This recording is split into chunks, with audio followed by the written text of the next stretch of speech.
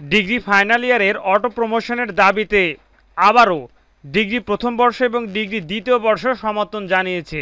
আন্দোলনের কর্মসূচি ঘোষণা করেছে আজ 27শে সেপ্টেম্বর সেই তথ্যটি প্রকাশ হয়েছে। তো তোমরা যারা ডিগ্রিতে পড়াশোনা করছো তোমাদেরকে অবশ্যই এই তথ্যটি জানা প্রয়োজন। আমরা দেখতে পাচ্ছি যে আজ 27শে সেপ্টেম্বর 2024 নতুন এক কর্মসূচি ঘোষণা করেছে ডিগ্রিতে পড়ুয়া ছাত্রছাত্রীরা। তোমরা দেখতে পাচ্ছ যে অটো পাসের দাবিতে ডিগ্রি শিক্ষার্থীদের লং মার্চ। এই লং মার্চটিতে যারা সমর্থন জানিয়েছে তারা হচ্ছে ডিগ্রি প্রথম বর্ষ এবং ডিগ্রি দ্বিতীয় বর্ষ শিক্ষার্থীরা।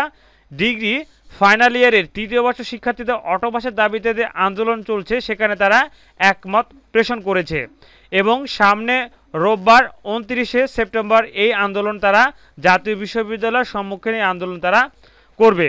নতুন কর্মসূচির বিষয়ে ডিগ্রি বৈষম্য নিরসন ছাত্র আন্দোলনের কেন্দ্রীয় টিমের অন্যতম সমন্বয়ক মামুন চৌধুরী বলেন, কর্মসূচির অংশ হিসেবে রোববার 29শে সেপ্টেম্বর সারা দেশে যেসব স্থানে আমাদের ডিগ্রি বৈষম্য নিরসন ছাত্র আন্দোলন হয়েছে সেসব পয়েন্ট থেকে জাতীয় বিশ্ববিদ্যালয়ের অভিমুখে নতুন কর্মসূচি পালিত হবে। অর্থাৎ সেখান থেকে তারা জাতীয় বিশ্ববিদ্যালয় গাজীপুরে অবস্থিত সেখানে তারা এই কর্মসূচি অভিমুখে পালন করবে এবং তাদের অটো পাসের দাবিতে তারা এই আন্দোলন করবে। তো প্রিয় শিক্ষার্থী বন্ধুগণ, সামনে 29 সেপ্টেম্বর রোববার তারা এই আন্দোলন করবে।